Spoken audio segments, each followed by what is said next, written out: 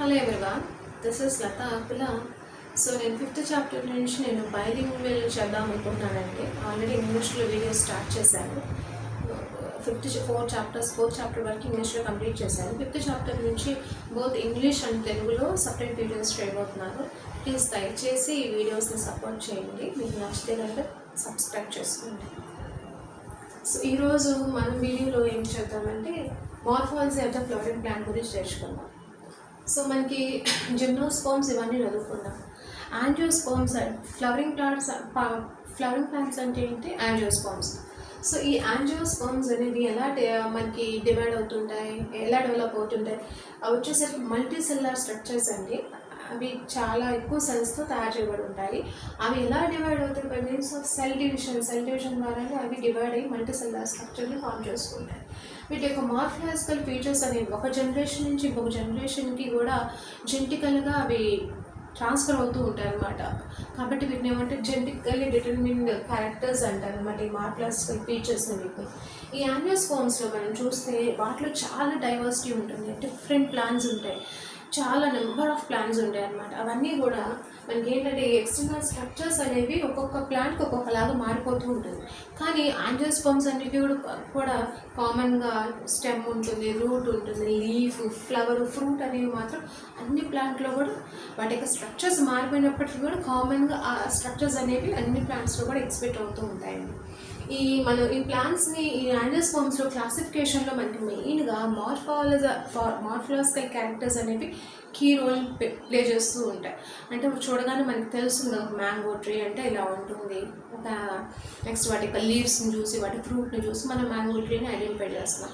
అలాగే మనకి neem tree అంటే దానిలో ఉండే లీవ్స్ని చూసి దానిలో ఉండే ఫ్రూట్ స్ట్రక్చర్ని, సైజుని బట్టి మనం డిఫరెన్షియేట్ చేయగలం. ఒక ప్లాంట్ని చూడగానే ఐడెంటిఫై చేయగానే దాని యొక్క మార్ఫలాజికల్ అపియరెన్స్ చూడగానే మనం ఏం చేస్తాం, దిస్ ఇస్ ద ప్లాంట్ అని చెప్పేసి చెప్పగలుగుతున్నాం. కాబట్టి మనకి ప్లాంట్స్ క్లాసిఫికేషన్లో మనకి మార్ఫాలజీ అనేది కీ రోల్ని ప్లే చేస్తూ ఉంటాయి. ఇప్పుడు ఈ యాంజియోస్పోమ్స్లో మనకి ప్లాంట్స్లో డిఫరెంట్ పార్ట్స్ ఉంటాయి కదా. సో ఒక్కొక్క పార్ట్ గురించి కూడా మనం నేర్చుకున్నాం. ఈ క్లాస్లో మనం రూట్ అంటే ఏంటి నేర్చుకున్నాం. So root, what is the shape of the root? It is a cylindrical shape. What is the shape of the root?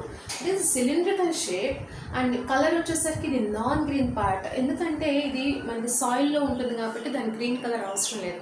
కాబట్టి ఇది బ్రౌన్ కలర్లో అలా ఉంటుంది కాబట్టి ఇది non green part of the plant అంటాం.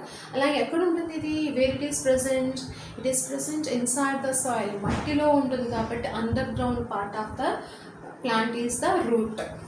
అండ్ నెక్స్ట్ డిసెండింగ్ పార్ట్ అని కూడా అంటారు. డిసెండింగ్ అంటే ఏంటి? మనకి అసెండింగ్ పార్ట్ అంటే స్టెమ్ చెప్తాం, అంటే పైకి గ్రో అవుతుంది. మరి లోపలికి కిందకి గ్రో అయ్యేటువంటి పార్ట్ ఏంటి? డిసెండింగ్ పార్ట్ అంటే ఏంటంటే కిందకి గ్రో అవుతుంది స్ట్రక్చర్. రూట్ని descending part of the plant అంటారు. మనకి స్టెమ్లో వచ్చేసరికి నోడ్స్ ఉంటాయి, ఇంటర్ నోడ్స్ ఉంటాయి, లీవ్స్ ఉంటాయి, బర్డ్స్ ఉంటాయి, డిఫరెంట్ స్ట్రక్చర్స్ ఉంటాయి. బట్ ఈ రూట్కి వచ్చేసరికి అవేమీ ఉండవు, జస్ట్ లాటరల్ బ్రాంచెస్ ఉంటాయండి. రూట్ ఉంటుంది, దానికి మళ్ళీ లాటరల్ బ్రాంచెస్ ఉంటాయి అంతే. ఈ రూట్స్ని ఏమంటారంటే negatively phototropic and positively geotropic structures అంటారు. నెగిటివ్లీ ఫోటోట్రాఫిక్ అంటే ఏంటి? ఫోటోట్రాఫిజం అంటే మూమెంట్ టువర్డ్స్ ద సన్లైట్, that is called as phototropism. కానీ మనకి ఇవి ఆపోజిట్లో గ్రో అవుతున్నాయి కదా, కిందకి గ్రో అవుతున్నాయి కాబట్టి వీటి నెగిటివ్లీ ఫోటోట్రాఫిక్ అని. అలాగే పాజిటివ్లీ జియోట్రాఫిజం అంటే movement towards earth gravitational force is called as geotropism. ఇవి భూమిలో అండర్ గ్రౌండ్గా లోపలికి గ్రో అవుతున్నాయి కాబట్టి అవి పాజిటివ్లీ జియోట్రాఫిక్ అని చెప్పేసి చెప్పుకుంటారు. అండ్ వీటిలో మనకి స్ట్రక్చర్ చూస్తే మెయిన్ రూట్ ఉంటుంది, అలాగే దాని యొక్క లాటరల్ బ్రాంచెస్ ఉంటాయి. అంటే this is the main root, దీని నుంచి మళ్ళీ సెకండరీ బ్రాంచెస్ నుంచి టెర్షియరీ బ్రాంచెస్ అలా డెవలప్ అవుతూ ఉంటాయి. రూట్ హెయిర్ అని వాటన్నిటిని కలిపి మనం ఏం చెప్పుకుంటాం? రూట్ సిస్టమ్ అని చెప్పేసి చెప్పుకుంటాం. సో ఈ మెయిన్ రూట్ సిస్టమ్స్ అనేవి 3 types ఆఫ్ రూట్ సిస్టమ్స్ ఉంటాయండి. Tap root system, fibrous root system, adventitious root system. ఎందులో మొత్తం 3: tap root, fibrous root system and adventitious root system. Tap root system అనేది dicots ప్లాంట్స్లో కనబడుతుంది. ట్యాప్ రూట్ సిస్టమ్ అనేది ఎందులో ఉంటుంది? డైకాట్స్. డైకాట్స్ అంటే ఏంటి? ఏదైనా సీడ్ తీసుకొని దాన్ని మనం ఓపెన్ చేస్తే అది 2 కాట్లెడన్స్ 2 పీసెస్గా కనుక డివైడ్ అయితే దాన్ని డైకాట్లెడన్స్ అంటారు. For example ground nuts, beans అవి చూస్తే మనకి జస్ట్ ఇలా ఓపెన్ చేయగానే 2 కాట్లెడన్స్ ఉంటాయి కదా, దాన్ని డైకాట్స్ అంటాం. సో అటువంటి డైకాట్లెడన్స్ ప్లాంట్స్లో మనకి ఏం కనపడుతుంది అంటే ట్యాప్ రూట్ సిస్టమ్ కనపడుతుంది. ఇక్కడ చూస్తే మనకి ఏంటంటే ఒక జర్మినేటింగ్ సీడ్ తీసుకుందాము. ఈ సీడ్ అండి, జర్మినేటింగ్ సీడ్. దీనిలో మనకి ఫస్ట్ డెవలప్ అయ్యే పార్ట్ ఉంటుంది కదా, అది సాయిల్లో గ్రో అవుతుంది. దాన్ని ఏమంటాము? రాడికల్ అంటాము. ఇంకొక పార్ట్ పైకి గ్రో అవుతుంది కదా, దాన్ని ఏమంటాం? స్టెమ్గా గ్రో అవుతుంది, దాన్ని ప్లూమ్యూల్ అంటాం కదా. సో ఈ రాడికల్ అనేది డైరెక్ట్గా అలా సాయిల్లో గ్రో అయిపోయి అది ఒక మెయిన్ బ్రాంచ్గా స్టార్ట్ అయ్యి దాని నుంచి మనకి మెయిన్ రూట్లా ఉంది. దాని నుంచి మనకి సెకండరీ రూట్స్ నుంచి మనకి టెర్షరీ రూట్స్ ఇలా డెవలప్ అయితే దాన్ని ట్యాప్ రూట్ సిస్టమ్ అంటామండి. అంటే ఏంటి? మెయిన్ రాడికల్ అని, ఇది దిస్ ఇస్ రాడికల్ అని, భూమిలో గ్రో అయినటువంటి రాడికల్ అనేది ఏం ఫామ్ చేస్తుంది? రాడికల్ నుంచి మనకి ఏమొస్తాయి? సెకండరీ బ్రాంచెస్ వస్తాయి. సెకండరీ బ్రాంచెస్ నుంచి టెర్షరీ బ్రాంచెస్ ఇలా డెవలప్ అయితే దాన్ని ట్యాప్ రూట్ సిస్టమ్ అంటాం. ఇది ఎక్కడ కనబడుతుంది? డైకాట్స్లో. ఫైబ్రస్ రూట్ సిస్టమ్ చూద్దాం. ఇక్కడ ఫైబ్రస్ రూట్ సిస్టమ్ ఏంటంటే ఎక్కువ గ్రాస్ ప్లాంట్స్లో వాటిలో చూస్తుంటాం. మోనోకాట్స్ అంటే మనకి తెలుసు కదా, ఓపెన్ చేస్తే మనకి 2 పీసెస్, బ్రేక్ చేస్తే మనకి పౌడర్ అయిపోతుంది. అది కాదు, మనకి జస్ట్ ఇలా పట్టుకొని ఇలా అనంగానే మనకి 2 పీసెస్గా సపరేట్ అయిపోతుంది. దాన్ని డైకాట్స్ అంటాం. ఇప్పుడు మనకి అలా కాకుండా వీట్ అవి ఉన్నాయి, మనం ఇలా అనంగానే 2 పీసెస్ అవుతాయా? లేదు.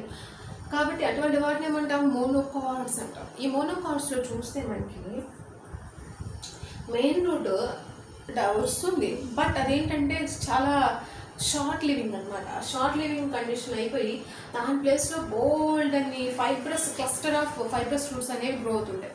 మెయిన్ రూట్ అనేది ఏమి డిసపేర్ అయిపోయి దాని ప్లేస్లో వస్తుంటాయంటే ఇలాగా ఫైబ్రస్గా రూట్ సిస్టమ్ ఫామ్ అవుతుంది అనమాట. దాన్ని ఫైబ్రస్ రూట్ సిస్టమ్ అంటారు. ఇక్కడ ఏంటంటే షూట్ ఉంటుంది కదా, కరెక్ట్గా స్టెమ్ బేస్ నుంచి మనకి క్లస్టర్ ఆఫ్ రూట్స్ ఫామ్ అవుతాయి అనమాట ఈ ఫైబ్రస్ రూట్ సిస్టమ్లో. ఇది ఎక్కడ కనబడుతుంది? వీటిలో కనబడుతుంది. నెక్స్ట్ అడ్వాంటేజియస్ రూట్స్ అంటే ఏంటంటే రూట్ అదర్ దాన్ రాడికల్ నుంచి కాకుండా ఇంకెక్కడి నుంచైనా సరే రూట్స్ డెవలప్ అయితే దాన్ని అడ్వాంటేజియస్ రూట్స్ అంటారు. యాక్చువల్గా మనకి రాడికల్ నుంచి రూట్ రావాలి, బట్ ఇక్కడ ఏమవుతుంది? స్టెమ్ నుంచి వస్తుంది, లీఫ్ నుంచి వస్తుంది, నోట్స్ నుంచి వస్తాయి, అలా డిఫరెంట్ పార్ట్స్ నుంచి, వెజిటేటివ్ పార్ట్స్ నుంచి, వాటి నుంచి మనకు రూట్స్ డెవలప్ అవుతూ ఉంటే డిఫరెంట్ అదర్ దాన్ మనకి రాడికల్ నుంచి కాకుండా వేరే పార్ట్స్ నుంచి కనుక రూట్స్ డెవలప్ అయితే వాటి అడ్వాంటేజియస్ రూట్స్ అంటారు. Example grass, monstera and banyan. So banyan tree, వీటిలో మనకి ఈ అడ్వాంటేజియస్ రూట్స్ అనేవి చూస్తుంటాం. ఇప్పుడు ఫంక్షన్స్ ఆఫ్ రూట్ సిస్టమ్ చూస్తే మనకి మెయిన్గా ఏం ఫంక్షన్ చేస్తుంది రూట్? వాటర్ని, మినరల్ సాల్ట్స్ని అబ్జార్బ్ చేస్తుంది కదా. సాయిల్లో ఉన్నటువంటి వాటర్ని, మినరల్ సాల్ట్స్ని అబ్జార్బ్ చేసి మనకి స్టెమ్ ఇస్తుంది. స్టెమ్ తీసుకెళ్ళి లీవ్స్కి వాటన్నిటికి ట్రాన్స్ఫర్ చేస్తే లీఫ్ అనేది ఫుడ్ మెటీరియల్ ప్రిపేర్ చేసి మళ్ళీ రిమైనింగ్ పార్ట్స్కి సప్లై చేస్తుంది. ఇది వాటర్ని, మినరల్ సాల్ట్స్ని సప్లై చేస్తేనే కదా అక్కడ ఫుడ్ ప్రిపేర్ అవుతుంది. కాబట్టి ఇది ఏం చేస్తే it absorbs water and mineral salts from the soil and give it to the stem. Next anchorage. మనకి ఒక ప్లాంట్ అలా మనం ఎక్స్టర్నల్ స్ట్రక్చర్ చూస్తే చాలా హ్యూజ్ స్ట్రక్చర్స్ కనబడతాయి. అంత ప్లాంట్ అలా స్టేబుల్గా గాలికి, వర్షానికి తట్టుకొని నిలబడుతుందంటే కింద ఎవరో ఒక బేస్ని ప్రొవైడ్ చేశారు కదా, అవునా? కింద రూట్ సిస్టమ్ అంతా కూడా సాయిల్లోకి వెళ్ళిపోయి చాలా వైడ్గా స్ప్రెడ్ అయిపోయి ఆ సాయిల్ పార్టికల్స్ని గట్టిగా హోల్డ్ చేసుకొని పట్టుకొని ఉండబట్టే కదా అంత పెద్ద ట్రీస్ అన్నీ కూడా అవి ఇటు కొలాప్స్ అవ్వకుండా ఉండగలుగుతున్నాయి. ఒకవేళ రూట్ సిస్టమ్ కనుక ఎక్కడైనా సరే కనెక్షన్ కనుక కోల్పోతే మొత్తం టోటల్ ప్లాంట్ కూడా ఏమైపోతుంది? కొలాప్స్ అయిపోతుంది. కాబట్టి ఈ రూట్ సిస్టమ్ అనేది ఏం చేస్తుంది? యాంకరేజ్ని ప్రొవైడ్ చేస్తుంది. టోటల్ ప్లాంట్ మొత్తానికి కూడా అలా ఎరెక్ట్గా నిల్చోవడానికి ఒక సపోర్ట్ని ఎవరు ప్రొవైడ్ చేస్తున్నారు? రూట్ సిస్టమ్ అన్నమాట. Next reserve food material. మనకి కొన్ని రూట్స్లో చూస్తే మన క్యారెట్స్, బీట్ వాటిలో చూస్తే రూట్ సిస్టంలో ఎక్సెస్ ఫుడ్ మెటీరియల్ దాచుకుంటుంది అనమాట. ఎప్పుడైనా సరే unfavourable conditions, food scarcity conditions వచ్చినప్పుడు ఆ ఫుడ్ మెటీరియల్ యూస్ చేసుకొని కొన్ని రోజులు అది పెరెంటేషన్ చేసుకోగలుగుతుంది. అంటే కొన్ని రోజులు సర్వైవ్ అవ్వగలుగుతుంది ఆ ఫుడ్ యూజ్ అయినన్ని రోజులు. నెక్స్ట్ ప్లాంట్ గ్రోత్ హార్మోన్స్ కూడా మనకి రూట్ సిస్టంలో సెక్రెట్ అవుతూ ఉంటాయండి. ఇది మనకి రూట్ సిస్టమ్ గురించి. ఏం చెప్పుకున్నాం, రూట్ అనేది మనకి ఎలా ఉంటుంది, సిలిండ్రికల్ పార్ట్ మనకి రాడికల్ నుంచి డెవలప్ అవుతుంది. 3 టైప్స్ ఆఫ్ రూట్ సిస్టమ్స్ ఉంటాయి. Tap root system, fibrous root system, adventitious root system అని. ట్యాప్ రూట్ సిస్టమ్ అదేమో డైకాట్స్లో చూస్తాము, ఫైబ్రస్ ఏమో మోనోకాట్స్లో చూస్తాము. అడ్వాంటిషియస్ అంటే అదర్ దాన్ రాడికల్, ఎక్కడి నుంచి నా రూట్ డెవలప్ అయితే మనకి దాన్ని అడ్వాంటిషియస్ రూట్స్ అంటాము. ఫంక్షన్స్ చూస్తే వాటర్ అండ్ మినరల్ సాల్ట్స్ని అబ్జార్బ్ చేస్తుంది, ఎంకరేజ్ని ప్రొవైడ్ చేస్తుంది. నెక్స్ట్ రిజర్వ్ ఫుడ్ మెటీరియల్ని స్టోర్ చేసుకోగలుగుతుంది. అలాగే ప్లాంట్ గ్రోత్ హార్మోన్స్ని కూడా సెన్సెస్ చేస్తుంది. నెక్స్ట్ మనం రీజన్స్ ఆఫ్ రూట్ చూద్దాం. ఈ వీడియోలో మనం రీజన్స్ ఆఫ్ రూట్ ఏంటో చూద్దాం. సో మనకి మెయిన్గా రూట్లో 4 రీజన్స్ ఉంటాయండి. ఒకటేమో రూట్ క్యాప్, ఇంకోటేమో reason of meristematic activity, reason of elongation and reason of maturation అని మొత్తం 4 పార్ట్స్ ఉంటాయి. ఫస్ట్ రూట్ క్యాప్ చూస్తే, ఈ రూట్ క్యాప్ అంటే ఏంటంటే మనకి రూట్ ఎపెక్స్ అంటాం కదా దీన్ని. ఈ ఎపెక్స్ చుట్టూ కూడా మనకి ఒక కవరింగ్ ఉంటుందండి. దాని యొక్క షేప్ వచ్చేసరికి థింబెల్ షేప్లో ఉంటుంది.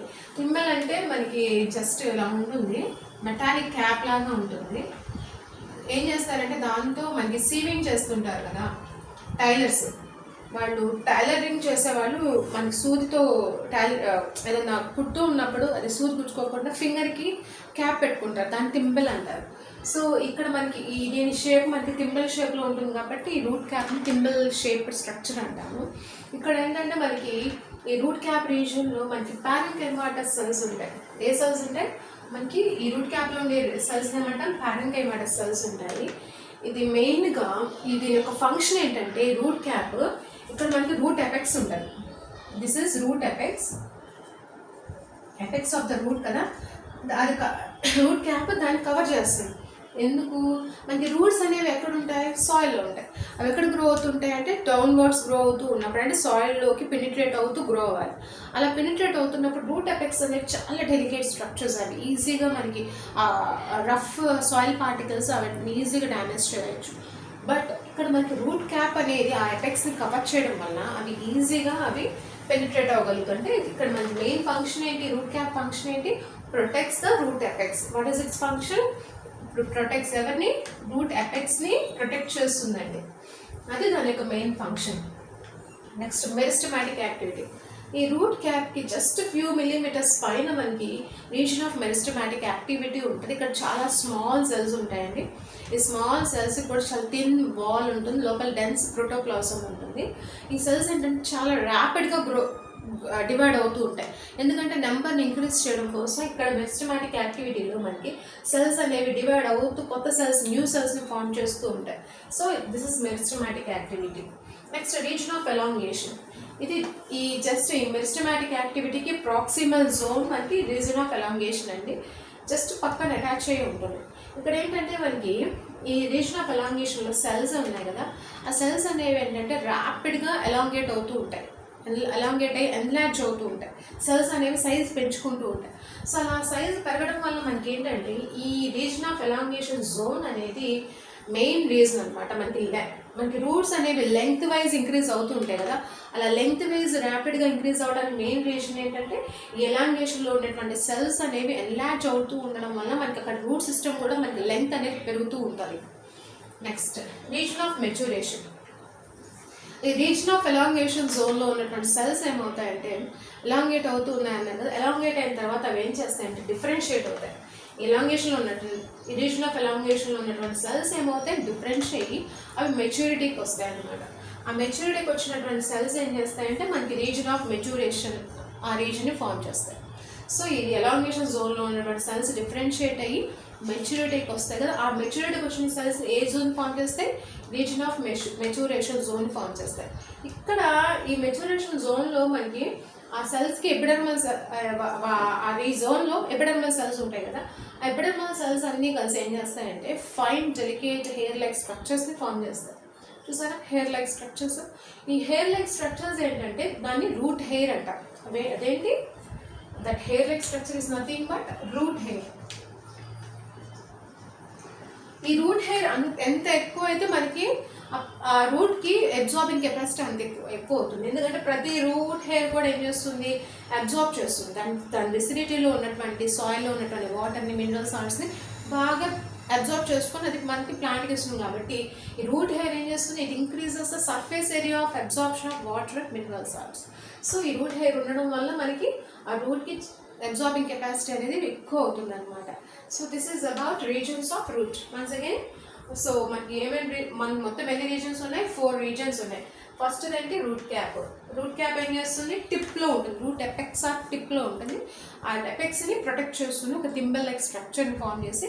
దానిలో ఉండే సెల్స్ ఏంటి, పారెంకైమాటా సెల్స్. మెయిన్ ఫంక్షన్ ఏంటంటే ప్రొటెక్టింగ్ ద ఎపెక్స్ అంతే. Next region of meristematic activity ఏంటి, ఈ ఎపెక్స్కి కొంచెం ఫ్యూ మిల్లీమీటర్స్ పైన ఉండేటువంటి రీజనే మెరిస్టమాటిక్ యాక్టివ్. ఇక్కడ ఏముంటాయి మనకి, cells with thin walled cells and small dense protoplasm containing cells ఉంటాయి, అవి ర్యాపిడ్గా డివైడ్ అవుతూ ఉంటాయి. Next region of elongation. Just ఈ మెరిస్టమాటిక్ యాక్టివిటీకి పైన ఉన్నటువంటి రీజన్ ఆఫ్ ఎలాంగేషన్ అండి. బట్ సెల్స్ ఏమవుతూ ఉంటాయి, ఎలాంగేట్ అయ్యి ఎన్లార్జ్ అవుతూ ఉంటాయి అన్నమాట. సో ఇవి ఎన్లార్జ్ అవడం వల్ల మనకి రూట్ కూడా మనకి లెంగ్త్ అనేది పెరుగుతూ ఉంటుంది. నెక్స్ట్ జోన్ వచ్చేసరికి రీజన్ ఆఫ్ మెచ్యూరేషన్. ఈ రీజన్ ఆఫ్ మెచ్యూరేషన్లో ఏమవుతాయంటే, ఈ ఎలాంగేషన్ జోన్లో ఉన్నటువంటి సెల్స్ ఏమవుతాయి, డిఫరెన్షియేట్ అయిపోయి అవి కాస్త ఏమవుతాయి, మెచ్యూరిటీ స్టేజ్కి వచ్చి, ఆ మెచ్యూరిటీ స్టేజ్కి వచ్చిన సెల్స్ అన్నీ కూడా ఈ మెచ్యూరేషన్ జోన్ని ఫామ్ చేస్తాయి. ఇక్కడ మనకి ఏమవుతుందంటే, ఎపిడర్మల్ సెల్స్ ఏం చేస్తాయి, ఫైన్ డెలికేట్ హెయిర్ లైక్ స్ట్రక్చర్ని ఫామ్ చేస్తాయి, వాటిని మనం రూట్ హెయిర్ అంటాం. ఈ రూట్ హెయిర్ యొక్క మెయిన్ ఫంక్షన్ ఏంటంటే, that increases the surface area of absorption. So this is about reasons of root. Next వీడియోలో మనం మోడిఫికేషన్స్ ఆఫ్ రూట్స్ అంటే ఏంటో చూద్దాం. So if you like my video, please like, share and subscribe to my channel Latha Arkula Biology Tutorial. Thanks for watching.